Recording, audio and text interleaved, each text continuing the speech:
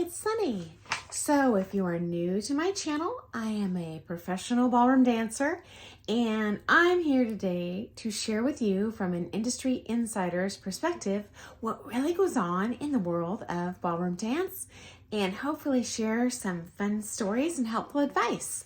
So if you like today's video, please press that thumbs up button. Please subscribe to my channel. I love questions, so please comment below with anything else you'd like to hear more about. And I also love hearing your stories about your experience in the ballroom dance world, because all of us here on this channel are definite fans of ballroom dancing. So today I want to address a common misconception about social dance. And I have sometimes heard from competitors, and I should clarify, these are lower level competitors, inevitably like silver, gold level, that say, well, I don't social dance because I don't want to get hurt and I don't want to get bad habits. Okay, so they do think they're God's gift to dancing at that point, and they're really at the baby stages of their competitive career, to tell you the truth. They don't know as much as they think. So do not buy into your own hype. I do realize if you compete at a low level, you're probably impressing the local social dancers, but you have my word, your competitive dancing is going to improve if you social dance. And I'm going to go into 6 reasons why. So especially if you compete, this is important information.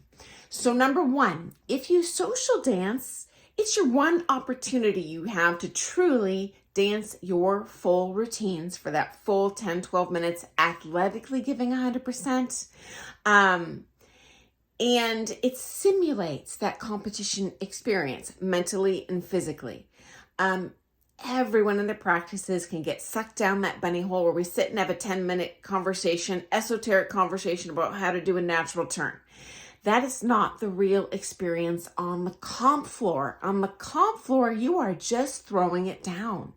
And social dance is your best opportunity to do that. Do not expect to never social dance and then show up to a comp floor and expect to athletically or mentally be able to dance that long. It's not going to happen. That in itself is a whole different beast to slay in dancing. Okay. Number 2, huge benefit, it makes you aware of your own weaknesses. So when we compete, we have a regular partner that, albeit it could be a professional, it could be an amateur partner, but what happens is we easily get into ruts where we get used to, acclimated to dancing to our partner's weaknesses and they to my weaknesses, okay? So we just learn to counterbalance each other incorrectly, inefficiently. Okay, so for example, if you're leading and you're like, oh my gosh, my partner's never on my arm when we're in promenade position. Well, news flash, if you're social dancing and all the ladies don't feel like they're in your arm, statistically speaking, you need to fix something to make your dancing better, okay? It's not always your partner's fault. We're not always as good as we think, okay? And social dance is a fabulous opportunity to test drive your following and your leading abilities, okay? Related to this, you're never going to stick to your routine on the comp floor, so why not figure out how to respond in a pickle if your partner does something unexpected, okay? That does happen. So it's great feedback for you to learn weaknesses in your own dancing. Next up, floor craft. So it's extraordinarily rare, unless you're doing a solo at a competition, that you're the only couple on the floor. So we have to exercise what we call floor craft or navigation. You not only need to do your routines, you need to figure out how to get those around other couples, okay? So you're never going to be able to do the exact alignments that you want in a comp. Someone's in your way. And at best case scenario, that's a problem. Often we have to completely deviate from our routine, okay? And you need to navigate not only how to steer around the partner and keep going, but how to look decent doing it and not mentally flip out. So social dance is your best opportunity to do that, unless you're competing every single day, which is not an option even in Europe.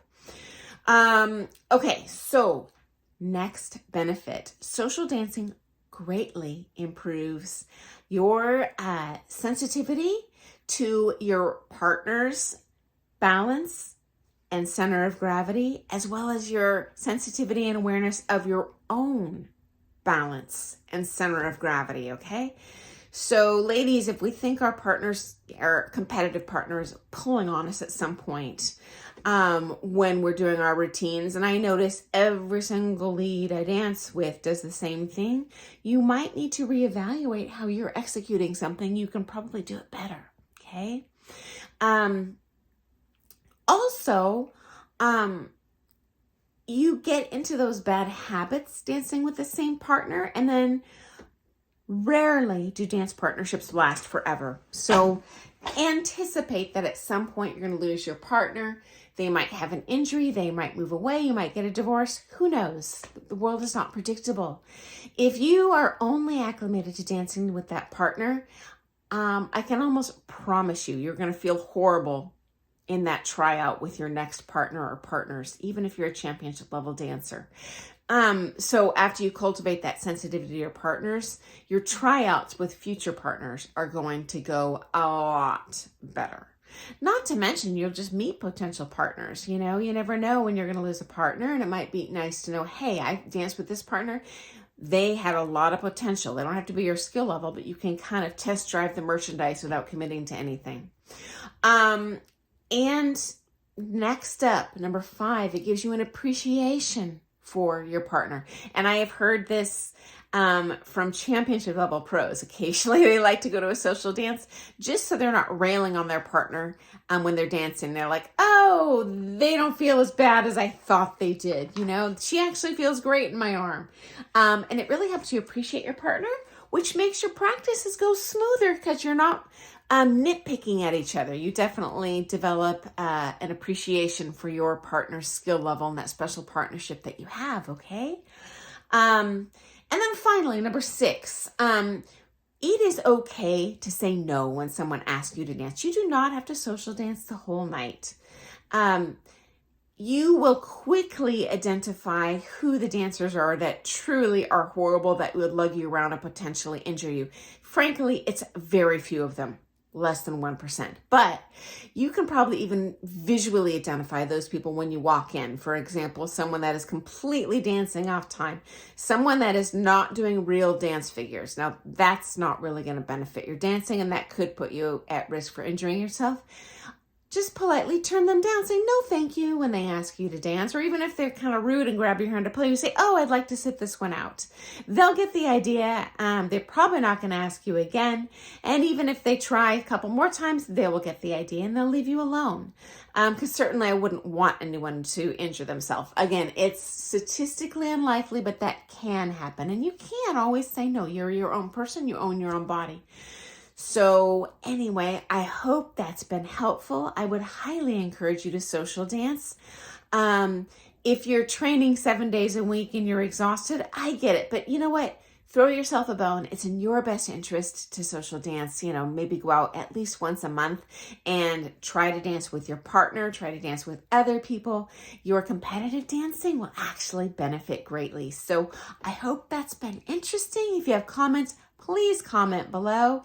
And again, if there's any risk to you, if you're an experienced dancer, you'll be able to identify that person from a mile away.